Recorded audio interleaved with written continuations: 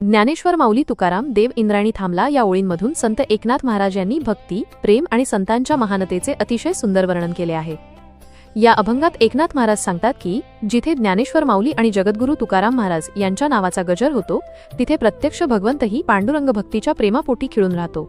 वारकरी संप्रदायामध्ये ज्ञानेश्वर आणि तुकाराम ही दोन नावे म्हणजे भक्तीचे दोन भक्कम स्तंभ आहेत। जेव्हा भक्त ज्ञानोबा तुकाराम असा जयघोष करतात, तेव्हा देवालाही आपले देवपण विसरून भक्तांच्या मेळ्यात सामील व्हावेसे वाटते। आळंदीमध्ये इंद्रायणी नदीच्या काठावर ज्ञानेश्वर माऊलींची समाधी आहे।